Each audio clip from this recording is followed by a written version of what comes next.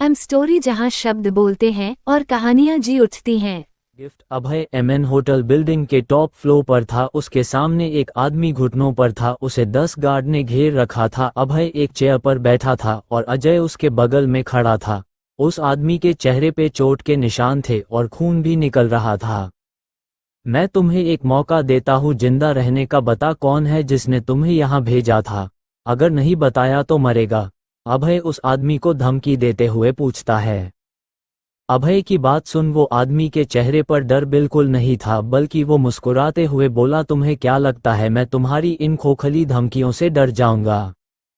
उसकी बात सुन अभय हंसने लगता है। वो आदमी जो अब तक सीना तान के खड़ा था, उसके शरीर में अभय की वो हंसी सुन कपकपी आ जाती है। डर से उसके चेहरे पे पसीने की बूंदें नजर आने लगती है।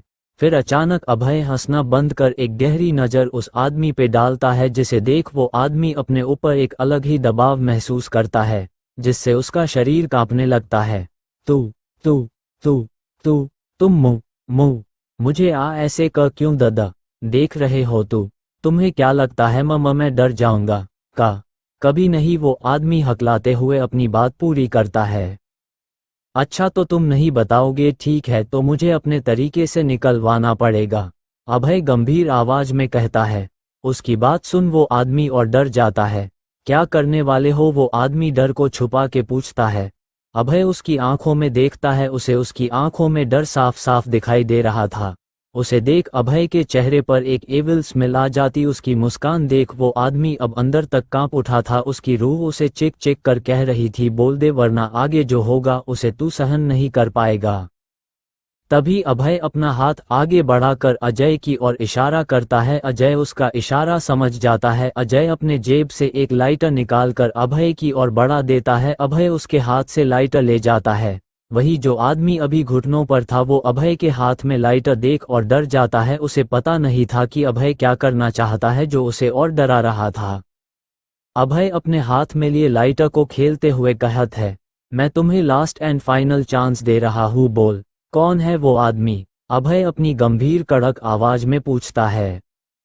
अभय की बात सुन घुटनों पर बैठा आदमी डर जाता है, पर अपनी सारी हिम्मत जुटाकर बोलता है, अगर मैंने तुम्हें नहीं बताया तो सिर्फ और सिर्फ मैं ही मारूंगा, लेकिन अगर मैंने तुम्हें सब बात बता दी तो मेरा पूरा परिवार मरेगा। वो लोग किसी को नहीं छोड़ेंगे, इसलिए मेरा मरना ज्यादा अच्छा है।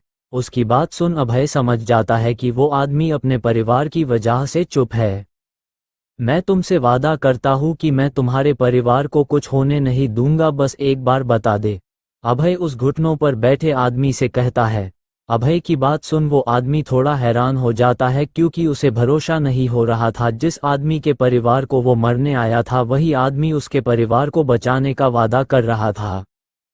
क्या तुम सच कह रहे हो? तुम मेरे परिवार को बचा लोगे? ये कहते वक्त घुटने पर बैठे आदमी की आंखों में अलग ही चमक और खुशी थी, साथ में उम्मीद भी कि वो बचा लेगा। पर मेरी एक शर्त है, अभय तुरंत कहता है। उसकी बात सुन घुटने पर बैठे आदमी के चेहरे पर निराशा छा जाती है। क्यों? उसे लगता है अभय भी उसे और लोगों की तरह इस्तेमाल करेगा। क्या शर्त? घुटने पर बैठा आदमी पूछता है। उसकी बात में निराशा थी, जिसे अभय देख पा रहा था। तुम अपने परिवार के साथ यहाँ से दूर चले जाओगे और फिर कभी नजर नहीं आओगे, समझे? अभय उस आदमी से कहता है। अभय की बात सुन वो आदमी हैरान हो जाता है। उसे उम्मीद नहीं थी कि अभय उसका इस्तेमाल करने की जगह उसे यहाँ से जाने के लिए कहेगा, पर अगले ही पल वो अभय की बात सुन वो और भी चौंक जाता है। तुम यहाँ से चले जाओगे, कभी नहीं आओगे, और तुम्हें सेटल करने की पूरी जिम्मेदारी मेरी है, अभय कहता, जिसे सुन घुटने पर बैठे आदमी की आंखें चमक जाती है। उसकी आंखों में एक अलग ही खुशी और एक संतुष्टि थी। मुझे आपकी शर्त मंजूर है, मैं वैसा ही करूंगा जैसा आपने कहा है, आप चिंता मत कीजिए। पर इतना बोल वो आदमी रुक जाता है। उसके चेहरे पर चिंता और परेशानी दिखाई देने लगती है। उसे देख अभय तुरंत पूछता है, पर क्या? अभय की इस सवाल का जवाब देते हुए वो आदमी कहता है, मेरी फैमिली अभी उनके पास है और वो राठौड़ भवन में है जिसने हमें ये काम दिया था। अगर हमने ये नहीं किया तो वो मेरी फैमिली को मौत के घाट उतरवा देगा। उसकी बात सुन अभय के चेहरे भाव अचानक से शांत और गंभीर हो जाता है और वो कुछ सोचने लगता है। कुछ देर सोचने के बाद अभय बोला, क्या तुम्हें पता है तुम्हारी फैमिली को उन लोगों ने कहाँ रखा है? उसकी बात का वो आदमी तुरंत जवाब देते हुए बोला, हाँ मुझे पता है, यहाँ से कुछ दूर पर एक खंडर हवेली है, वहीं पर है। उद्धरण चिन्ह। अभय उसका जवाब सुन अजय की ओर देख कर बोला, अजय तुम तुरंत इसे साथ वहां जाओ और इसकी फैमिली को वहां से निकाल कर इन सभी को सुबोध शर्मा के पास नागालैंड भेज दो, बाकी की बात मैं तुम्हें बाद में बताऊंगा। अभय अजय से कहता है तो अजय हाँ में गर्दन हिला देता है। फिर वो घुटनों पर बैठे आदमी की ओर देखता है और बोलता है, तुम इन सभी को वहां लेकर जाओ, बाकी ये देख लेंगे, और जैसे ही तुम्हारी फैमिली सेफ हो जाए तुम अजय को उस आदमी का नाम बता देना और बाकी वो देख लेगा। अभय घुटनों पर बैठे आदमी से कहता और फिर अजय से कहता है, अजय मैं शादी में जा रहा हूँ, जैसे ही वो नाम बताए तुरंत मुझे कॉल करना। अभय अजय से कहता है तो अजय हाँ में सिर हिला देता है। तो मैं चलता हूँ, मैंने जैसा कहा है काम हो जाना चाहिए, कोई गड़बड़ नहीं समझे। अभय सभी से कहता है, सभी हाँ में जवाब देते हैं तो अभय सुनकर वहां से निकाल जाता है। अभय नीचे आकर अपनी कार में बैठ जाता है और कार स्टार्ट कर देता है और वहां से निकाल जाता है। उसके पीछे 2 कार में और 10 गार्ड भी निकल जाते हैं। अभय के कहे मुताबिक अजय उस आदमी के साथ वहां से निकल जाता है। राठौड़ भवन शादी की रस्में हो रही थी, सभी उस माहौल का आनंद ले रहे थे। पंडित जी दोनों को फेरों के लिए खड़े होने को कहते हैं, दोनों खड़े होते हैं। पंडित ही मंत्रों का जप कर रहे थे और विराज मीरा को सभी बता रहे थे। 7 फेरों के बाद पंडित जी ने वर को वधू के मांग में सिंदूर लगाने को कहा और फिर मंगलसूत्र पहनने को कहा और कुछ मंत्र पढ़ने के बाद पंडित जी ने कहा, शादी संपन्न हुआ, अपने बड़ों का आशीर्वाद ले लीजिए। जैसे ही पंडित जी ने ये कहा तभी गार्डन में 10 गार्ड के साथ अभय की एंट्री हुआ। अभय को वो बॉडीगार्ड घेर कर चल रहे थे। वही अभय ने इस वक्त ब्लैक जीन्स और ब्लैक टी शर्ट पहन रखी थी और चेहरे पर ब्लैक मास्क पहन रखा था, पूरी तरह से काले रंग से ढका हुआ था। सभी उसके आने से एक अलग ही दबाव महसूस कर रहे थे। उसके आसपास का ऑरा ही कुछ अलग ही था जिसे वहां खड़े लोग महसूस कर रहे थे। वो चलकर सीधा अपने मामा और मामी के पास गया और उनके पैर छुए। दोनों ने एक साथ आशीर्वाद दिया, विजय भवः। वो सुन अभय के होठों पर एक मुस्कान छा गई। मास्क लगे होने की वजह से उसे कोई नहीं देख पाया। बहुत लेट कर दिया अपने भाई की शादी में आने के लिए, सुधांशु ने अभय से कहा तो अभय बोला, अपने भाई और उसकी पत्नी के लिए कुछ गिफ्ट खोज रहा था जिससे मुझे आने में लेट हो गया। अभय अपने मामा से कहता है। उसकी बात सुन सुधांशु जी पूछाते हैं, ऐसा क्या गिफ्ट है जिसे लाने में इतनी देर हो गई? उनकी बात सुन वहां खड़े कुणाल की तरफ इशारा करता है तो कुणाल कुछ पेपर लेकर मीरा को देता है। उसकी इस हरकत को देख सभी हैरान थे। भैया ये क्या है? विराज पूछता है। उसकी बात सुन अभय कहता है, ये एमएन होटल ग्रुप के पेपर है। आज से एमएन होटल ग्रुप तुम दोनों के नाम हो गए हैं और उसके अंदर आने वाली सभी कंपनी भी। मैं नहीं चाहता था कि शादी के बाद तुम्हारी वाइफ उस कंपनी में एक कर्मचारी बनकर काम करे, इसलिए मैंने वो कंपनी ही खरीद ली। आज से मीरा एमएन ग्रुप की चेयरवुमेन की पोस्ट पर काम करेगी और पूरी कंपनी संभालेगी। अभय अपनी बात बोलता है। उसकी बात सुन सभी हैरान थे, सभी अचंभित हो जाते हैं क्योंकि सभी को पता था कि एमएन ग्रुप इंदौर की टॉप 10 कंपनी में से है। मीरा उन पेपर को बड़े ध्यान से पढ़ती है। पूरा पढ़ने के बाद वो हैरान हो जाती है। उसके पैरों तलों मानो जमीन ही खिसक जाती है, वो शून्य हो जाती है। उसे ऐसे देख विराज पेपर को खोलकर पढ़ता है। पढ़ने के बाद वो भी हैरान हो जाता है। सभी उन दोनों को ऐसे देख सोच में पड़ जाते हैं, आखिर ऐसा क्या लिखा है पेपर में? सभी के मन में यही चल रहा होता है। उन्हें देख सुधांशु जी पूछाते हैं, ऐसा क्या लिखा है पेपर में? उनकी बात का जवाब कुणाल देता है, पेपर में लिखा है कि ये पूरी कंपनी मीरा और विराज के नाम है और कोई दूसरा शेयर होल्डर नहीं है और ये कंपनी न अभय के अंडर आएगी और न ही प्रताप ग्रुप के अंडर। दोनों इस कंपनी में कोई दखल नहीं दे सकेंगे। ये कंपनी पूरी तरह स्वतंत्र है। मीरा विराज दोनों जैसे चाहे इस कंपनी को चला सकते हैं। कुणाल की पूरी बात सुन सभी को बहुत बड़ा शौक लगा था। वहां पर सभी के हाव भाव देखने लायक थे। वहां आए कई फैमिली जो उस कंपनी के 1% शेयर पाने के लिए तरस रही थी क्योंकि ये कंपनी बहुत ग्रो कर रही थी। उसकी मार्केट वैल्यू पूरे $10 बिलियन थी। उस कंपनी को खरीदकर इस आदमी ने ऐसे गिफ्ट कर दिया जैसे उसके लिए कुछ भी ना हो। ये देख सभी हैरान थे। काश ये मेरा हस्बैंड होता, टीना मन में कहती है। अब सभी के मन में अभय से रिश्ता जोड़ने के बारे में सोच रहे थे। सब जानते थे कि प्रताप फैमिली बहुत अमीर है, पर इतनी अमीर होगी किसी ने नहीं सोचा था। सभी का ध्यान हटाने के लिए सुधांशु जी बोलते हैं, अरे तुम दोनों वहां खड़े क्यों हो, सभी का आशीर्वाद लो।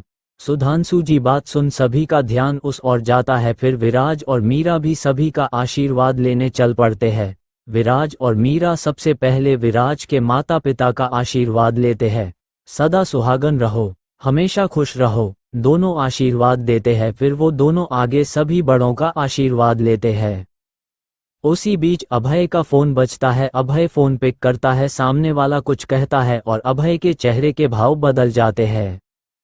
आखिर क्या कहा था सामने वाले ने और क्या करने वाला है अभय आगे? और कौन था जिसने राठौड़ भवन पर हमला करने को कहा था? क्या मीरा एमएन ग्रुप संभालने वाली है या मना कर देगी? चैप्टर 42। अंश और अभय का झगड़ा। शादी संपन्न हो गई थी और विराज और मीरा सभी का आशीर्वाद ले रहे थे। तभी अभय का फोन बजता है। जब वो देखता है तो अजय का नाम फ्लैश हो रहा था। वो कॉल पिक करता है और कान पे लगा देता है। सभी का ध्यान अभी अभय से हट गया था। बोलो अजय, क्या खबर है? अभय अपनी कोल्ड वॉइस में अजय से कहता है। सर, हमने उसकी फैमिली को रेस्क्यू कर यहाँ से उसके साथ भेज दिया है। उनके साथ हमारा एक आदमी भी है जो उन्हें सही सलामत यहाँ से नागालैंड ले जा रहा है। अजय अपनी पूरी बात अभय के सामने रख देता है। गुड, अच्छा काम किया तुम लोगों ने। अब ये बताओ हमले के पीछे कौन था? अभय अजय से पूछता है। उसकी आवाज में उत्सुकता साफ नजर आ रही थी, जैसे कि वो उस आदमी का नाम जानने के लिए बेताब हो। तभी सामने से अजय कहता है, सर उसका नाम अंश सिंह रायजादा है। अजय की बात सुन अभय थोड़ी देर के लिए चौंक जाता है। आखिर उसने अंश का क्या बिगड़ा है, पर उसे कुछ याद नहीं आता है। ठीक है, तुम लोग वहां से निकलो, अभय अजय से कहता है। तो अजय हाँ बोलता है और अभय फोन कट कर देता है। अभय के कहने के तुरंत बाद अजय अपने सारे आदमियों से वहां से चलने को कहता है और सभी वहां से अपनी अपनी कार में बैठकर निकल जाते हैं। वही अभय अजय की बात सुन अब भी ये सोच रहा था अंश रायजादा से उसकी क्या दुश्मनी है, पर उसे याद ही नहीं था। तभी उसकी नज़र शादी में मौजूद अंश पर जाती है जो वहां कुछ लोगों से बात कर रहा था।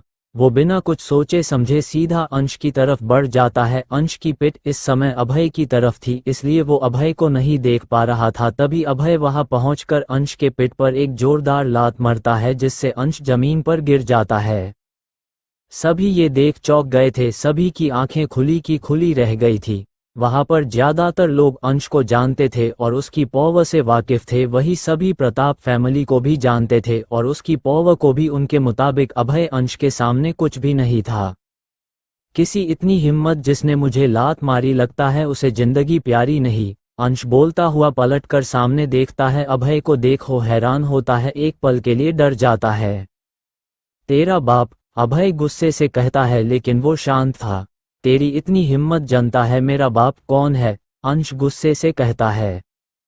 उसकी बात सुन अभय उसका मजाक उड़ाते हुए अभय कहता है, क्यों तुझे नहीं पता तेरा बाप कौन है? ये बात सुन अंश का पारा पर गर्म हो जाता है। वो गुस्से से चिल्लाते हुए बोलता है, गलत पंगा ले लिया तूने, अब तू जिंदा नहीं बचने वाला, मरेगा तू, मेरे हाथों मरेगा। उसकी धमकी सुन अभय पर कोई फर्क नहीं पड़ता, पर बाकी सभी को लगता है अब ये तो गया। तुझे मेरे घुटनों पर आके माफी मांगनी होगी, समझे? तब जाके मैं तुझे माफ करूंगा, वरना तुझे ऐसी मौत दूंगा तेरी 7 पुश्तें याद रखेगी, समझे? अंश फिर से अभय से कहता है।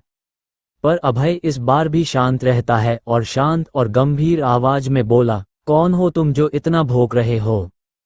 अभय की बात सुन अंश सीना फुलाकर बड़े ही शान और गर्व से कहता है, अंश सिंह रायजादा, विक्रम सिंह रायजादा का पोता। अंश की बात सुन वहां मौजूद सभी के कानों में एक सनसनी फैल जाती है। सभी के हाथ पैर ठंडे पड़ जाते हैं। वही ये बात सुन कुणाल, मानव, अशोक और राठौड़ फैमिली को भी डर का एहसास होता है। वही अभय शांत था। सभी को लग रहा था आज तो वो गया, उसने गलत पंगा ले लिया। तभी अभय घुटनों के बल बैठ जाता है, जिसे देख सभी को लगा कि अभय अब उसके पैरों में गिरकर माफी मांगने वाला है। अंश भी उसे देख उसके चेहरे पर एक शैतानी मुस्कान आ जाती है। आ गया न अपनी औकात पर, अंश अभय से कहता है।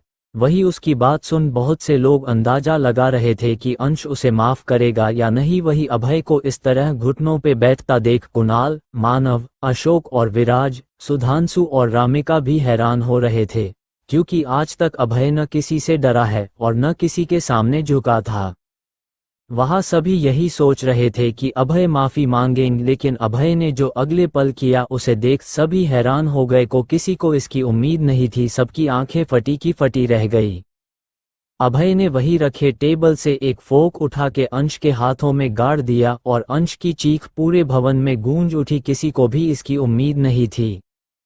चाहे तू कोई भी हो, अगर मेरे परिवार की तरफ आंख उठा के देखा भी तो जान से मार दूंगा। आज मैं तुम्हें इसलिए जिंदा छोड़ रहा हूँ क्योंकि तुम्हारा प्लेन काम नहीं किया। अगर गलती से भी हो जाता न तो तू सोच भी नहीं सकता मैं क्या करता। अभय ने गुस्से से अंश को की आंखों में देखकर कहा। उसकी बात सुन और आंखों को देख अंश की हवा टाइट हो गई, उसका शरीर डर से कंपने लगा। फिर भी पूरी हिम्मत जुटा के बोला, तूने मुझे छुआ है। अंश सिंह रायजादा को देखना, मेरे डैड तुम्हारे पूरे परिवार को वो मौत देंगे। उसने इतना ही कहा था। तभी अभय ने चिल्ला कर कहा, चुप, बिल्कुल चुप। उसकी आवाज सुन वहां के सभी लोग सहम गए। उसकी आवाज अंश भी बहुत ज्यादा डर गया था। फिर अभय ने आगे कहा, अपने बाप से कह देना मुझ पर जितने वार करना है कर लेना, पर अगर मेरे परिवार पे नजर डाला तो जिंदा गाड़ दूंगा। मेरे परिवार को छुआ भी तो तेरे पूरे खानदान को नर्क की यातना दूंगा, वो भी तेरे बाप को घुटने पे बिठा के उसके सामने वो खून के अंशु रोएगा, पर मैं माफ नहीं करूंगा, समझे। अभय ने ये गुस्से में चिल्ला कर कहा था, जिसे वहां मौजूद सभी ने सुना और सुन उनकी रूह तक कांप उठी। जिसे सुन सभी लोगों को ये अंदाजा हो गया था कि ये आदमी जितना दिखता है उससे भी ज्यादा खतरनाक है। इस बार छोड़ रहा हूँ क्योंकि मेरे भाई की शादी है, इसलिए अगली बार ऐसी गलती मत करना, समझे। अभय ने बोला और वहां से खड़े होकर अपने पेंट की जेब में अपने दोनों हाथ डाले और वहां से निकल गया। उसके पीछे उसके बॉडीगार्ड भी निकल गए। सभी बस अभय को देखते रह गए, किसी को कुछ समझ नहीं आया अभय ने ऐसा क्यों किया। अभय के जाने के बाद अंश के पास राणा फैमिली के जय सिंह आए और अंश के हाथों से फोक निकलकर उसे उठाया। किसी को भी कुछ भी समझ नहीं आ रहा था कि वो क्या करे, सभी वहां से निकालने लगे। सुधांशु जी, आपने ये अच्छा नहीं किया, अब पूरा परिवार इसकी सजा भुगतेगा, अंश ने जाते हुए सुधांशु से कहा। उसकी बात सुन सुधांशु जी मुस्कुरा दिए। उसकी मुस्कान देख अंश का चेहरा गुस्से से लाल हो गया। मैं आज का दिन याद रखूंगा मिस्टर राठौड़, अंश ने सुधांशु को कहा। फिर जयसिंह राणा की तरफ देख कहा, चलिए मिस्टर राणा। उसकी बात सुन जयसिंह ने हाँ में सिर हिला दिया और दोनों वहां से निकल गए। वही अब सिर्फ कुछ लोग बचे थे, जिसमें मित्तल फैमिली और राठौड़ फैमिली, कुणाल, मानव, अशोक और काव्या और उसकी मां सुनैना चलकर रामिका के पास आई और पूछा, वैसे वो था कौन जिसके सामने इंडिया के सबसे पावरफुल आदमी के बेटे की भी कोई बिसात नहीं है। सुनैना की बात सुन रामिका मुस्कुरा कर बोली, वो है अभय प्रताप एंडर्स ग्रुप का मालिक और मेरा भांजा। रामिका की बात से पता चल रहा था कि उसे अभय पर कितना गर्व है। वेरी इम्प्रेसिव, काव्या ने बीच में कहा। उसकी बात सुन सुनैना और रामिका उसे अजीब नजरों से देखने लगे। तुम्हारी शादी की बात चलाओ क्या, सुनैना ने काव्या की टांग खींचते हुए कहा। उसकी बात सुन काव्या ने चिढ़ते हुए कहा, मोम मेरी टांग खींचना बंद कीजिए। उसकी बात सुन सुनैना और रामिका दोनों मुस्कुरा दियों। चलो अंदर बाकी की रस्में पूरी करते हैं। रामिका ने सुनैना और काव्या की ओर देख उन दोनों से कहती है, तो उसकी बात का जवाब देते हुए सुनैना कहती है, अरे नहीं, मेरी कल एक बहुत इम्पोर्टेंट मीटिंग है इसलिए जाना होगा, फिर कभी आती हूँ कभी डिनर पर तेरी बहू के हाथ का खाना खाने। अच्छा तो काव्या बेटा तुम रुक जाओ, रामिका काव्या से कहती है। तो काव्या कहती है, आंटी मेरी भी कुछ काम है इसलिए जाना पड़ेगा। ठीक है, तो जब भी मौका मिले जरूर आना, रामिका सुनैना और काव्या से कहती है। उसकी बात का जवाब देते हुए काव्या और सुनैना कहती है, जरूर आएंगे। और अब चलते हैं, तुम्हें भी बहुत काम है। उसकी बात सुन रामिका ठीक है कहती है और फिर दोनों को उनकी कार तक छोड़ देती है। दोनों कार में बैठ निकल जाते हैं। सिटी हॉस्पिटल एक विप रूम में 3 लोग बैठे थे। एक था अंश, उसके साथ जय सिंह थे और डॉक्टर उसके हाथ में पट्टी कर रहा था। जय सिंह जी, मुझे उस अभय की पूरी डिटेल्स चाहिए, उसे पता होना चाहिए उसने किसको हाथ लगाने की गलती की है, अंश जय सिंह से कहता है। उसकी आंखों में अभय के लिए गुस्सा और नफरत साफ दिखाई दे रहा था। जैसा आप कहे छोटे मास्टर, मैं अभी पता लगता हूँ, जय सिंह जी अंश से कहते हैं। उसकी बात सुन अंश हूँ कहता है और जय सिंह जी वहां से चले जाते हैं।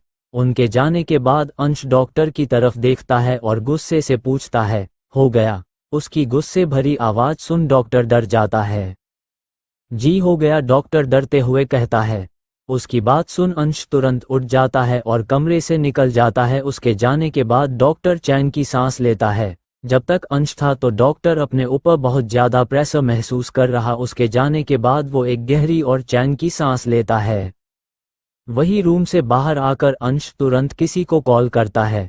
सामने से कॉल पिक कर सामने से एक आदमी बोला, बोलिए छोटे मास्टर, कैसे मुझे याद किया? होम मिनिस्टर, तुम्हारे लिए एक काम है, अंश कहता है। अंश की बात सुन होम मिनिस्टर पूछता है, क्या काम है छोटे मास्टर? होम मिनिस्टर का सवाल सुन अंश कहता है, 1 घंटे के भीतर प्रताप फैमिली की सभी प्रॉपर्टी को इनलीगल घोषित कर जब्त कर लो। अंश की बात सुन होम मिनिस्टर को बहुत बड़ा शौक लगा। उसके पैरों तले जमीन खिसक गई। उसे लगा उसने कुछ गलत सुना होगा, इसलिए उसने ये कंफर्म करने के लिए पूछा, छोटे मास्टर क्या आप चाहते हैं कि हम प्रताप फैमिली की सारी प्रॉपर्टी को इनलीगल घोषित करके जब्त कर ले? मिनिस्टर की बात सुन अंश को गुस्सा आ गया। उसने चिल्ला के कहा, हाँ, मैंने प्रताप फैमिली की सारी प्रॉपर्टी को इनलीगल घोषित कर जब्त करने को कहा है, बहरे हो गए हो क्या? उसका जवाब सुन मिनिस्टर ने गुस्से से कहा, अबे नशे में है क्या? तुम्हें पता है तू क्या बोल रहा है? दिमाग बेच दिया है क्या?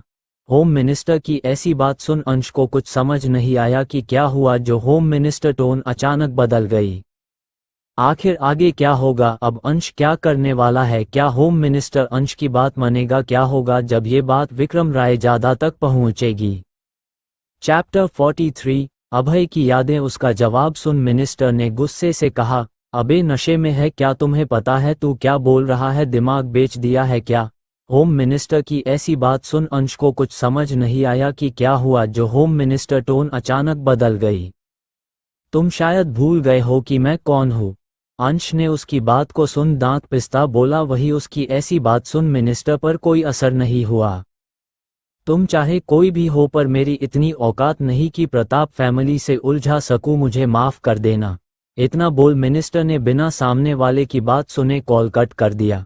उसकी इस हरकत ने अंश को और गुस्सा दिला दिया। उसने गुस्से से फोन को जमीन पर पटक दिया और कहा, मैं तुम्हें देख लूंगा। अभय प्रताप तुम्हें घुटने टेक कर माफी न मंगवाया तो मेरा नाम ही अंश सिंह रायजादा नहीं। फिर वो हॉस्पिटल से निकलकर बाहर आया।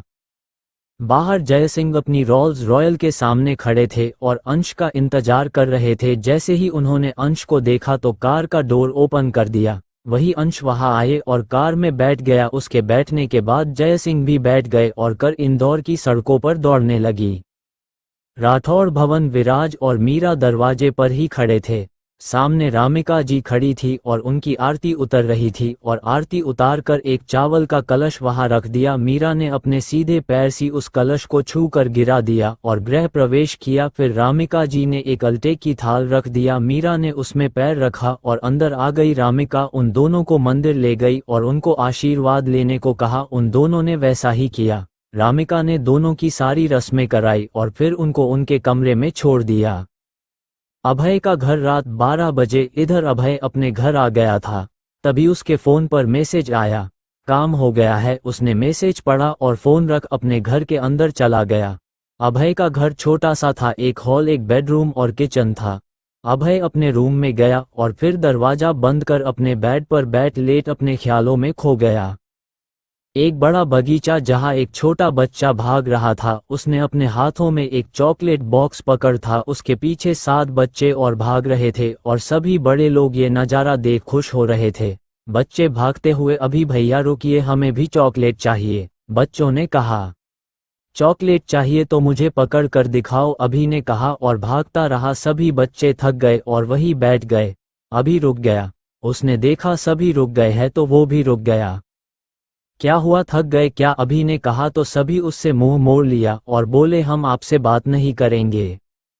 अभी ये सुन मुस्कुरा दिया और उनके पास जाके उनको बॉक्स देते हुए बोला ये लो। उसकी बात सुन सभी ने उसे देखा और चॉकलेट बॉक्स देख खुश हो गए और अभी ने चॉकलेट बांट दिया। वो बच्चा चॉकलेट बांट कर वहीं पर एक बेंच पर बैठे आदमी के पास गया और उसके बेंच पर बैठ गया। वो आदमी अपने हाथ में एक मोटी किताब लेकर बैठे हुए पढ़ रहा था। तभी वो लड़का उसके पास जाके बैठ गया और उस आदमी से पूछा, पिताजी आप क्या पढ़ रहे हैं? उस बच्चे ने ये बहुत प्यार से पूछा। उसकी बात सुन उस आदमी के चेहरे पर मुस्कान आ गई। बेटा ये गीता है। उस आदमी ने प्यार से कहा। अपने पिता रुद्र की बात सुन अभय थोड़ा कंफ्यूज हो गया। पिताजी इसमें क्या है जो आप पढ़ते, मुझे भी बताइए ना, अभय ने उत्सुकता से पूछा। उसकी उत्सुकता देखकर रुद्र ने उसे कहा, बेटा ये गीता है जिसका ज्ञान स्वयं श्री कृष्ण ने अर्जुन को दिया था जब अर्जुन अपने सामने अपनों को दुश्मन के रूप में देख हार कर अपना धनुष छोड़ दिया था और लड़ने के लिए मना कर दिया था। अभय अपने पिता की बात बड़े ध्यान से सुन रहा था। बेटा तुम्हें पता है इस गीता में पूरे ब्रह्मांड का सार छिपा हुआ है। जिसने पूरे गीता का पाठ कर लिया, उसे समझ लिया और अपने जीवन में उतार लिया, वो इंसान दुनिया का सबसे महान इंसान होगा। पिताजी तो मैं भी कल से गीता पाठ करूंगा, अभय ने मासूमियत से कहा। तो उसके पिता रुद्र प्रताप मुस्कुराकर उसके गल पर हाथ रख बोले, जरूर मेरे बच्चे, अब चल खाना खा ले। अभय के पिताजी ने कहा। दोनों वहां से चले गए। अभय सोचते हुए सो गया था और फिर ऐसे ही चैन से सो रहा था। अभय अपने सपनों में देखता है एक पहाड़ी पर किसी को पेड़ से बंद कर रखा गया था। उसके सामने एक लड़की खड़ी थी और उसके पीछे कई बॉडीगार्ड। उस लड़के ने धीरे से आंखें खोली तो सामने वाली लड़की ने उसे देख कहा, उठ गए, बड़ी देर कर दी उठाने में। उसने अपनी आंख खोल कर देखा और कहा, महिका ये तुम क्या कर रही हो? जी हाँ, ये महिका और अभय थे। अभय आगे बोला, और मैं आया इस हालत में कैसे? वो मेरे प्यारे पति देव, इतनी भी क्या जल्दी है जानने की, सब्र कीजिए, अभी उसने कहा। तभी उसे एक मैसेज आया, काम हो गया, ये पढ़। उसके चेहरे पर खुशी साफ नजर आने लगी। तो अभय रुद्र प्रताप, महिका ने कहा, तुम्हें मेरा नाम कैसे पता चला? अभय ने हैरानी से पूछा। तो महिका हंसने लगी। उसकी हंसी से अभय को गुस्सा आने लगा। अभय ने चिल्ला कर कहा, बोलो। महिका चुप हो गई, फिर बोली, ये आज से 26 साल पहले की बात है।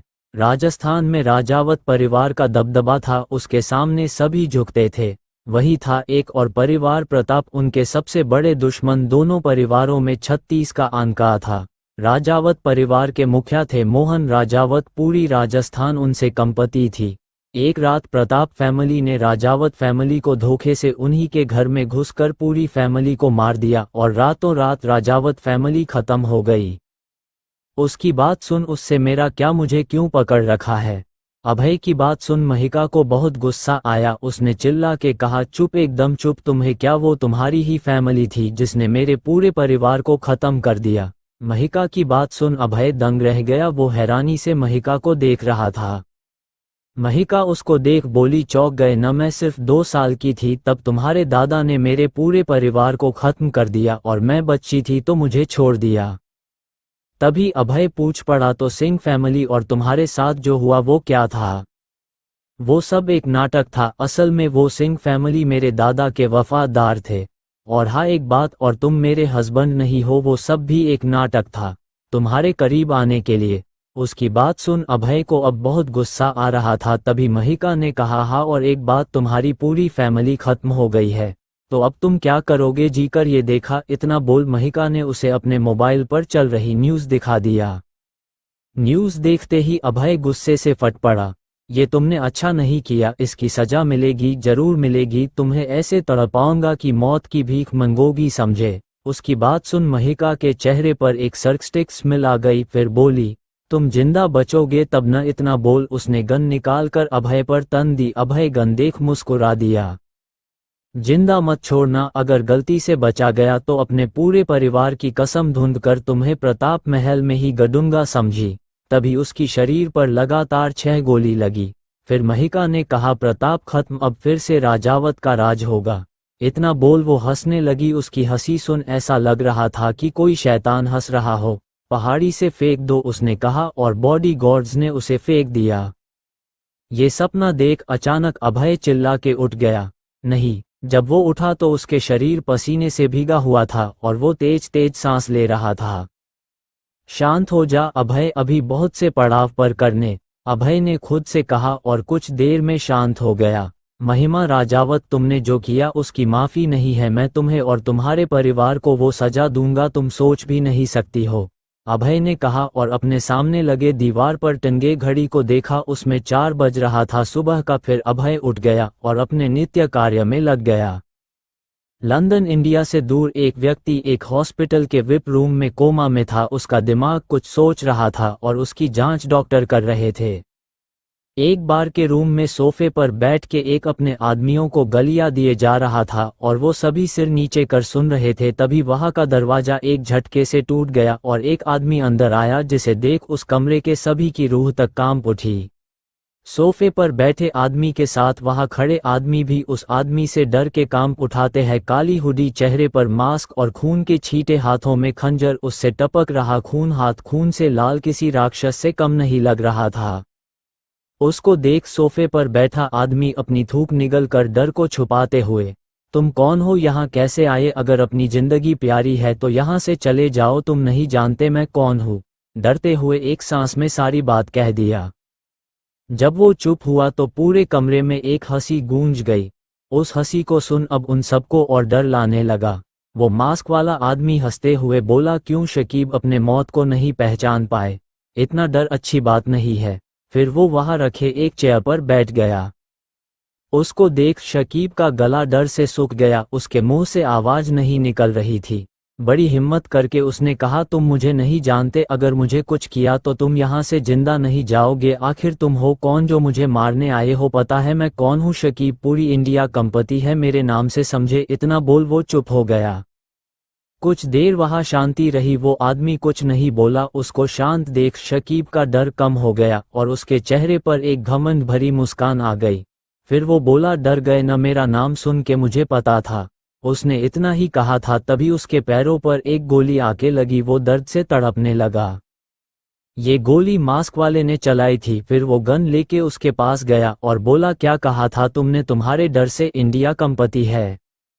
वही शकीब अभी भी दर्द में था। उसने अपने आदमियों से कहा, अरे देख क्या रहे हो, कमबख्त, तो खत्म कर दो इसे। उसने अभी इतना ही कहा था तभी उसको हंसने की आवाज सुनाई दी। उसने देखा तो मास्क वाला आदमी हंस रहा था।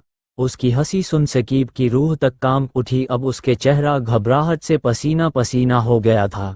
तभी उसके कानों में उसकी एक कोल्ड वॉइस पड़ी, क्या कहा? ये मारेंगे मुझे? ये तो मेरे आदमी है जिन्हें मैंने तुम्हारे पास भेजा था। एक राज की बात बोलूं, तुम इंडिया खुद नहीं आए हो, मैंने तुम्हें आने पर मजबूर किया है।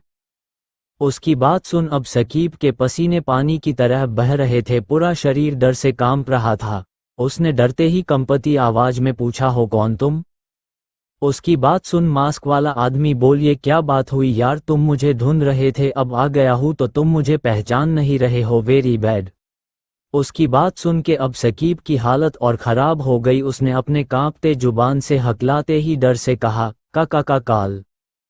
उसकी आवाज सुन वो मास्क वाला आदमी खुश हो गया और बोला, क्या बात है, पहचान लिया, इम्प्रेसिव। फिर थोड़ी देर रुक कर बोला, पर अफसोस आज तुम्हारा आखिरी दिन है, गुड बाय। पर तुम मुझे नहीं मर सकते, अगर मेरे बॉस को पता चला तो। शकीब ने इतना ही कहा था कि मास्क वाले ने धड़ाधड़ गोली चला दी। नहीं, ये कहते हुए वो आदमी कोमा से उठ गया। उसे ऐसे अचानक उठते देख सभी डॉक्टर चौंक गए। उस आदमी ने अपने आसपास देखा, फिर खुद को देखा और छूने लगा। उसे थोड़ा अजीब लगा। मैं कहाँ हूँ? वो आदमी जो कोमा से उठा था पूछता है। आखिर कौन था वो आदमी? अभय क्या करने वाला था? अभय को किसका मैसेज था? अभय का कौन सा काम था जो उसे मैसेज करने वाले ने कर दिया था? चैप्टर 44, शकीब जिंदा है। नहीं, ये कहते हुए वो आदमी कोमा से उठ गया। उसे ऐसे अचानक उठते देख सभी डॉक्टर चौंक गए। उस आदमी ने अपने आसपास देखा, फिर खुद को देखा और छूने लगा। उसे थोड़ा अजीब लगा। मैं कहाँ हूँ? वो आदमी जो कोमा से उठा था पूछता है। तभी एक डॉक्टर बोलता है, तुम अभी हॉस्पिटल में हो, उसकी बात सुन कोमा से उठे आदमी ने अपने आसपास देखा, उसके चारों तरफ बहुत से मेडिकल इक्विपमेंट थे। कौन से हॉस्पिटल? कोमा से उठे आदमी ने पूछा तो एक डॉक्टर ने कहा, ये एक हॉस्पिटल। डॉक्टर की बात सुन वो आदमी चौंक गया, क्या मैं अभी लंदन में हूँ? कौन लाया मुझे यहाँ? उसने चौंकते हुए पूछा। मैंने एक आवाज आई, सभी ने आवाज की दिशा में देखा तो वहां से एक आदमी अंदर आया। उसने ब्लैक 3 पीस सूट पहन रखा था, आंखों में ब्लैक गॉगल, पैरों ब्लैक शूज, हाथों में एक्सपेंसिव खड़ी थी। उसकी अमीरी उसके लुक में झलक रही थी। उसने जो भी पहने थे सभी बहुत महंगे थे। उसको देख वहां सभी डॉक्टर ने अपना सिर झुका लिया। उस आदमी ने अपने हाथों से सभी डॉक्टर को जाने का इशारा किया तो सभी डॉक्टर वहां से चले गए। वहां सिर्फ कोमा से उठा आदमी था और अभी जो आया वो। तुम कौन हो? कोमा से उठा आदमी पूछता है। उसका सवाल सुन वो आदमी अपना गॉगल निकल कर पास रखे सोफे पर बैठ जाता और अपने एक पैर के ऊपर अपना दूसरा पैर चढ़ाकर सोफे पर पिट टिका कर बोला, मेरे बारे में जानने की जरूरत नहीं है शकीब, वो तुम्हारे मतलब का नहीं है। ब्लैक सूट वाले ने कोमा में से बाहर आए आदमी से कहा। जी हाँ, कोमा से बाहर आया आदमी शकीब था। उसकी बात सुन शकीब बोला, तुम्हें मेरा नाम कैसे पता और तुमने मुझे क्यों बचाया? शकीब की बात सुन सोफे पर बैठा आदमी मुस्कुरा दिया, मुझे तुम्हारे बारे में सब ये भी कि तुम क्या करते हो, किसके लिए काम करते हो और किसने तुम्हें लगभग मार दिया था। उसकी बात सुन शकीब चौंक गया, तुम्हें कैसे पता है मेरे बारे में सब? क्या चाहिए मुझसे? शकीब ने चौंक कर सोफे पर बैठे आदमी से पूछा। अब आए न पॉइंट पर, मुझे तुमसे क्या चाहिए? सोफे वाले आदमी ने कहता है और अचानक रुक जाता है और एक गहरी सांस लेकर फिर बोलता है, काल। ये नाम सुनते ही शकीब के शरीर में एक एक कपकपी छुट जाती है, उसकी रीढ़ की हड्डी जमती हुए महसूस होती है। क्या कहा तुमने? तुम्हें काल चाहिए? शकीब कहता है। उसकी बात सुन वो आदमी बोलता है, हाँ मुझे काल चाहिए, किसी भी हाल में। ये बोलते समय उसके भाव बदल गए थे, उसके चेहरे पे गुस्सा, नफरत था। पर तुम्हें काल क्यों चाहिए? शकीब पूछता है। शकीब की बात सुन वो आदमी बोलता है, वो मेरा दुश्मन है, मैं उसको तड़पना चाहता हूँ और फिर एक दर्दनाक मौत देना चाहता हूँ। उसने ये बात नफरत से अपने दांत पिसते हुए कहता है। हाँ हाँ हाँ हाँ। उसकी बात खत्म होते ही पूरे रूम में हंसी गूंज जाती है क्योंकि शकीब उसकी बात सुन हंसने लगा था। उसको हंसता देख उस आदमी को गुस्सा आ गया। तुम काल को मारोगे? शकीब ये बात उस आदमी का मजाक उड़ाते हुए बोलता है। उसकी बात सुन सोफे पर बैठा आदमी गुस्से से लाल हो जाता है। उसका गुस्सा बढ़ता ही जा रहा था। तुम्हें क्या लगता है मैं उसे नहीं मार सकता? सोफे पर बैठे आदमी ने गुस्से से कहता है। उसकी बात सुन शकीब अचानक अपनी हंसी रोक उसके और देख के कहता है, कभी भी नहीं मार सकते क्योंकि तुमने उसे कभी देखा नहीं है। मैंने देखा है, वो देख किसी का भी दिल दहल जाएगा। मौत है वो बिल्कुल अपने नाम की तरह काल का रूप है, जहां वो जाता है लाशों के ढेर लग जाते हैं। जब वो मरना शुरू करता है तो ये नहीं देखता सामने कौन है, कितने लोग हैं, उसकी आंखों में सिर्फ एक चीज होती है, सामने जो है उसको मरना है। अगर एक बार उसकी आंखों में देख लोगों तो मौत दिख जाएगी। और तुम कहते हो उसे मारोगे, सुख मनाओ, उसे पता नहीं है वरना यही घुस कर मरेगा। अपनी खैर मनाओ और उसको मारने का ख्याल अपने दिमाग से निकाल दो, इसी में भलाई है। शकीब कहता है। उसकी बात सुन उस आदमी का चेहरा गुस्सा से लाल पड़ गया। उसने चिल्ला कर कहा, मैंने तुम्हें यहाँ जिंदा इसलिए नहीं रखा कि तुम मेरे सामने मेरे दुश्मन की तारीफ करो। मैंने तुम्हें इसलिए बचाया है क्योंकि तुम अकेले हो जो काल के हाथों बचा है। इसलिए मुझे बताओ वो कैसा दिखता है। उसके चिल्लाने से शकीब डर गया था। फिर उसकी बात खत्म होने के बाद शकीब बोलता है, मैंने उसे नहीं देखा है। उसकी बात सुन वो आदमी चौंक जाता है, फिर गुस्से से चिल्ला के कहता है, वो तुम्हें मरने आया, मार कर चला गया, तुमने उसका चेहरा भी नहीं देखा? हाँ, क्योंकि उसने मास्क लगा रखा था। शकीब बोला। उसकी बात सुन वो आदमी खड़ा हो गया। इसका मतलब तुम किसी काम के नहीं हो, उस आदमी ने शकीब कहा और वहां से जाने लगा। तभी उसे पीछे से शकीब ने कहा, इंदौर में तुम्हें वो मिल जाएगा। शकीब बात सुन वो आदमी पीछे पलट के शकीब से पूछता है, तुम्हें कैसे पता कि वो इंदौर में मिल जाएगा? क्योंकि मुझे याद है मैंने बेहोश होने से पहले उसके मुंह से इंदौर सुना था, इसलिए तुम्हें बोल रहा हूँ इंदौर में मिल जाएगा। शकीब ने उस आदमी से कहता है। शकीब की बात सुन उस आदमी के आंखों में चमक और चेहरे पर मुस्कान आ गई। चलो कुछ तो काम आए तुम, उस आदमी ने कहा और वहां से निकल कर चला गया।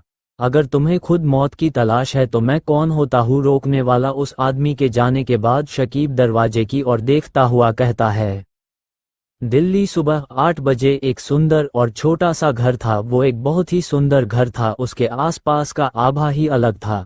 एक तरफ पहाड़ और उससे गिरता पानी एक अलग ही संगीत की अनुभूति करा रहे थे। वहाँ पंछी की चहचहाट जो उस संगीत को और मधुर बना रहे थे, वही एक तरफ बहता नदी उसकी ध्वनि और जंगल के पेड़ पौधे बहुत ही मनोरम दृश्य था। वही घर के सामने एक बड़ा सा गोल और समतल पत्थर था। उसी के ऊपर एक लगभग 70 साल का आदमी अपने पैरों को मोड़ ध्यान में मगन था। वो ओम जाप कर रहा था। उसके आसपास की आभा बहुत शक्तिशाली और प्योर एनर्जी थी। प्रणाम गुरुदेव, उस आदमी के कानों में वो आवाज गई। उस व्यक्ति अपनी आंखें खोली तो देखा उसके सामने एक 50 साल का आदमी अपने घुटनों पर बैठा था। उस व्यक्ति को देख पत्थर पर बैठा आदमी बोला, बेटा समर, तुम यहाँ कोई खास काम है? गुरुदेव, मुझे आपसे कुछ पूछना है, समर ने अपने गुरु से कहा। उसकी बात सुन उसके गुरु ने कहा, पूछो बेटा, क्या पूछना चाहते हो? विक्रम के गुरु ने बड़े ही शांत स्वर में कहा। जी, ये है समर रायजादा, शक्ति संगठन के फर्स्ट यंग मास्टर, और ये मार्शल आर्ट में लेवल 6 के 5 स्टेज में थे और सभी संगठन के यंग मास्टर में वो सबसे से शक्तिशाली और सबसे ज्यादा अमीर है। गुरुदेव, दरअसल बात ये है कि मुझे किसी को अपनी ताकत दिखाना है, तो बताइए कि मैं क्या करूं कि उसे डरा सकूं? समर अपने गुरु से कहा। अपने शिष्य की बात सुन उसके गुरु ने कहा, उसे बर्बाद कर दो। धन्यवाद गुरुदेव, समर ने सिर झुकाकर कहा। उसके बाद उसके गुरुदेव ने पूछा, आखिर हुआ क्या है? गुरुदेव, दरअसल हुआ ये है कि फिर समर ने अपने गुरु को बताना शुरू किया। सुबह 6 बजे दिल्ली रायजादा महल। समर रायजादा अपने कमरे में सो रहे थे, तभी उनके फोन बजा। समर एक मार्शल आर्ट एक्सपर्ट है और शक्ति संगठन के यंग मास्टर थे, इसलिए आवाज सुन उठ गए। उन्होंने कॉलर आइड को देखा। अंश का कॉल था। उन्होंने कॉल पिक किया और कहा, हेलो अंश, क्या हुआ, तुम ठीक तो हो? अंश के डैड ने चिंता करते हुए कहा। अपने डैड की बात सुन अंश ने कहा, ठीक नहीं हूँ डैड। अपने बेटे की बात सुन उसके थोड़ा और चिंता हो रहा था। क्या हुआ बेटा? समर ने अंश से पूछा। अपने डैड की बात सुन अंश कहता है, डैड हुआ ये था कि, इतना बोल अंश ने जो भी उसके साथ हुआ सब कुछ अपने डैड को बात दिया। अपने बेटे की बात सुन समर ने गुस्से से अपनी मुट्ठी बिछ ली। तुम घर जा, बाकी मैं सब देख लूंगा। समर अंश कहता है। अपने डैड की बात सुन अंश थोड़ा हैरान था। उसे लगा था इतना सब सुनने के बाद उसके डैड गुस्से से फट पड़े, पर ऐसा कुछ नहीं हुआ। अंश ने हाँ कहा और कॉल कट हो गया। अभय प्रताप, मैं तुम्हें छोड़ूंगा नहीं, तुमने गलत पंगा लिया है, मैं तुम्हें तुम्हारी औकात दिखाऊंगा, समर ने कहा। वर्तमान समर ने सारी बात अपने गुरु को बता दिया। उसकी बात सुन उसके गुरु ने कहा, उसको सबक सिखाना पड़ेगा। उसके गुरुदेव ने कहा। अपने गुरु की बात सुन समर ने हाँ कहा। अब मैं चलता हूँ गुरुदेव, बहुत, समर ने कहा। समर की बात सुन उसके गुरु ने हाँ में सिर हिला दिया और समर वहां से उठकर चला गया। इंदौर सुबह 11 बजे राणा टेक्सटाइल्स। काव्या अपने केबिन में बैठे काम कर रही थी। उसने आज एक ब्लैक ड्रेस पहनी थी और काम में पूरी तरह डूबी हुई थी। तभी उसके केबिन का डोर नॉक हुआ। कम इन, काव्या ने कहा तो ऋतु अंदर आ गई। गुड मॉर्निंग मैम, ऋतु ने बहुत ही प्यार से कहा। गुड मॉर्निंग, बोलो क्या काम है? बिना उसकी ओर देखे काव्या ने कहा, मैम वो आपसे मिलने मिस्टर अभय आए हैं, ऋतु कहती है। उसकी बात सुन काव्या ने सारी फाइल जिसपे वो काम कर रही थी उसको साइड में रख दिया। भेज दो, काव्या ऋतु से कहती है तो ऋतु हाँ में सिर हिलाकर चल देती है। काव्या के केबिन से बाहर एक ब्रेंचा पर एक आदमी बैठा था। उसको देख ऋतु ने मुस्कुरा के कहा, मिस्टर अभय आप अंदर जा सकते हैं। थैंक्स, अभय बोला और वहां से काव्या के केबिन की ओर चल दिया। उसके केबिन के बाहर एक केबिन का डोर नॉक किया। केबिन से एक आवाज उसके कानों में गई, कम इन। ये आवाज सुन अभय तुरंत कमरे में चल देता है। जब वो अंदर आता है तो देखता है काव्या अभी काम कर रही थी। जैसे ही काव्या को किसी के पैरों की आहट सुन काव्या सामने देखती है तो उसे अभय दिखाई देता है। Hello mister Abhay, please seat, Kavya Abhay को टेबल के पास रखे चेयर पर इशारा करती है। थैंक्स मिस राणा, अभय चेयर पर बैठ के कहता है। तो बोलिए मिस्टर अभय, क्या काम था? काव्या प्यार से पूछाती है। उसकी बात सुन अभय मुस्कुरा के कहता है, मिस काव्या, आप भूल गए हैं, अपने हमसे मटेरियल की मांग की थी, मैं उसी का कॉन्ट्रैक्ट लेकर आया हूँ और माल भी लाया हूँ, आप कॉन्ट्रैक्ट देख पढ़ के साइन कर दीजिए, अभय ने कहा और एक फाइल काव्या की तरफ बढ़ा दिया। काव्या ने उसके हाथ से फाइल ली और पढ़ने लग गई। उसके भाव पल पल बदल रहे थे। अभय उसे नोटिस कर रहा था और मुस्कुरा रहा था। उसकी मुस्कान के पीछे बहुत अलग थी, जैसे कोई शैतानी छुपी हो। काव्या पूरी फाइल पढ़ के फाइल टेबल पर रख देती है। मिस्टर अभय, क्या ये कॉन्ट्रैक्ट अपने बनवाई है? काव्या अभय से पूछती है। जी हाँ, अभय कहता है। उसकी बात सुन काव्या सोचती है। उसको सोचता देख अभय के चेहरे पर एविल स्मेल आ जाता है। आखिर क्या लिखा है कॉन्ट्रैक्ट में, जिसे पढ़ के काव्या का हाल बाध रहा था? आखिर ये काल कौन है? क्यों सभी उसे खोज रहे थे? क्या वो पता लगा पाएगा शकीब कैसे बच गया? चैप्टर 45 अनजान आदमी। तो बोलिए मिस्टर अभय, क्या काम था? काव्या प्यार से पूछाती है।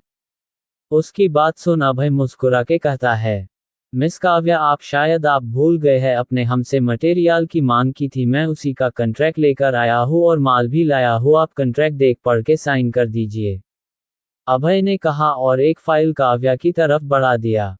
काव्या ने उसके हाथ से फाइल ली और पढ़ने लग गई। उसके भाव पल पल बदल रहे थे। अभय उसे नोटिस कर रहा था और मुस्कुरा रहा था।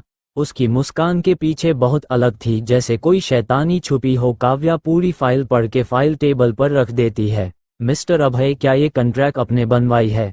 काव्या अभय से पूछती है। जी हाँ, अभय कहता है। उसकी बात सुन काव्या सोचती है। उसको सोचता देख अभय के चेहरे पर एविल स्मेल आ जाता है।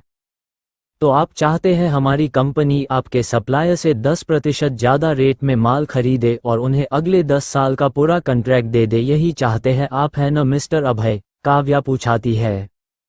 जी हाँ, मैं यही चाहता हूँ। तो बताइए क्या करना चाहती है आप मिस राणा? अभय काव्या से शांति से कहता है।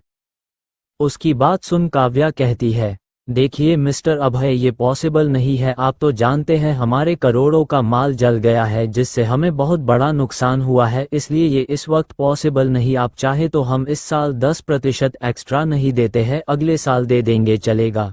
काव्या अभय से कहती है। उसकी बात सुन अभय मुस्कुरा देता है और मुस्कुरा के बोलता है, मिस काव्या, आप खुद को क्या समझती है कि आप बिजनेस के बारे में मुझसे ज़्यादा जानती है? मुझे सब पता है आप क्या सोच रही। आपको लगा मैं बेवकूफ़ हूँ? आप प्राइस कम करवा के इस साल ले लेना चाहते हैं, फिर अगले साल से न्यू सप्लायर खोज लेंगी, है न? उसकी बात सुन काव्या चौंक जाती है, क्योंकि उसे नहीं लगा था कि अभय उसके मन की बात जान सकता है, क्योंकि काव्या ने बिल्कुल वैसा ही सोचा था जैसे अभय ने बताया था। देखिए मिस राणा, अगर आपको ये मटेरियल नहीं चाहिए तो कोई बात नहीं है, लेकिन अगर आपको मटेरियल चाहिए तो दोनों शर्तों में से एक को तो मानना होगा, आगे आपकी मर्जी, अभय काव्या से सीधे बोल देता है। उसकी बात सुन काव्या कुछ देर सोचती है, फिर वो फैसला करती है कि वो 10 साल वाली शर्त को मानेगी। देखिए मिस्टर अभय, मैंने सोच लिया है कि मुझे आपकी 10 साल वाली शर्त मंजूर है, काव्या अभय से कहती है। ठीक है, तो आप कॉन्ट्रैक्ट साइन कर दीजिए, शाम तक आपका माल आ जाएगा। और हाँ, एक बात का ध्यान रखिए, कोई चलकी नहीं समझे, अभय काव्या को वार्निंग देता है। उसकी बात सुन काव्या गुस्से से अपनी मुट्ठी बंद कर लेती है। अगर मुझे जरूरत नहीं होती तो तुमसे बात तक नहीं करती, काव्या मन में बोलती है। फिर काव्या कॉन्ट्रैक्ट साइन कर देती है और अभय पूरे पेपर को एक बार गौर से देखकर बोलता है, ठीक है, तो अब मैं चलता हूँ। इनता बोल वो चला जाता है। काव्या उसे देखती रह जाती है। इंदौर एयरपोर्ट पर एक प्राइवेट प्लेन लैंड करती है। उसमें से 2 लोग, जिन्होंने ऊपर से नीचे पूरे ब्रांडेड चीजों में लदे थे, प्लेन से बाहर आते हैं। दोनों ने ब्लैक आउटफिट पहन रखा था। तभी वहां एक गाड़ियों का काफिला वहां आए, लगभग 20 गाड़ियां थी। तभी सभी BMW के अलग अलग सीरीज की कार थी। तभी सभी गधियों से ब्लैक सूट पैंट पहने बॉडीगार्ड उतरते हैं और प्लेन तक एक कतार बनाते हैं। वही एक बॉडीगार्ड एक कार का दरवाजा खोल देता है। उस घर से एक लगभग 60 की उम्र का आदमी बाहर आता है। वो चलकर सीधा प्लेन से उतरे दोनों व्यक्ति के पास जाता है, अपना सिर झुका के कहता है, छोटे मालिक का इंदौर में स्वागत है। उसके सिर झुकाते ही सभी बॉडीगार्ड भी अपना सिर झुका लेते हैं। उठ जाइए, सभी अपने सिर ऊपर कर सकते हैं। उसके कहते ही सभी अपना सिर ऊपर कर देते हैं। तो छोटे मालिक का यहाँ कैसे आना हुआ? वो 60 साल का आदमी पूछता है। उसकी बात सुन वो आदमी कहता है, चलिए घर जाके बात करते हैं। उस आदमी की बात सुन वो आदमी हमें सिर हिला देता है। फिर सभी अपने अपने कार में बैठ जाते हैं। सभी के बैठने के बाद पूरा काफिला वहां से निकल जाते हैं। उनका काफिला इंदौर में दौड़ रहा था। Pratap group Indore branch office. Kunal अपने कमरे में बैठ के अपना काम कर रहा था, तभी उसके सामने रखे हेडलाइन बजने लगा। कुणाल से कॉल पिक किया। हेलो, कुणाल बोला तो सामने से आवाज आए, हेलो सर, दरअसल बात यह है कि मिस प्रियंका और विश्वजीत आपसे मीटिंग के लिए इंतजार करे रहे हैं। सामने वाले की बात सुन कुणाल बोलता है, उन दोनों को बोलो अंदर आ सकते हैं। कुणाल की बात सुन सामने वाले ने हाँ कहा तो कुणाल ने लैंडलाइन रख दिया और अपना काम करने लगा। कुछ देर बाद कुणाल के केबिन का डोर नॉक हुआ तो कुणाल ने कहा, कम इन। उसकी बात सुन प्रियंका और विश्वजीत अंदर आ गए। उन दोनों ने देख कुणाल अभी भी काम कर रहा था। किसी की आहट सुन कुणाल ने अपना सर ऊपर करके देखता है तो उसे प्रियंका और विश्वजीत नजर आते हैं। Please seat. कुणाल उन दोनों को अपने सामने रखे चेयर पर बैठने को बोलता है। उसका इशारा पाकर दोनों बैठ जाते हैं। आखिर क्या काम था प्रियंका और विश्वजीत कुणाल से? आखिर एयरपोर्ट वाला आदमी कौन था? आवाजों के इस सफर में फिर मिलेंगे। तब तक सुनते रहिए अब स्टोरी।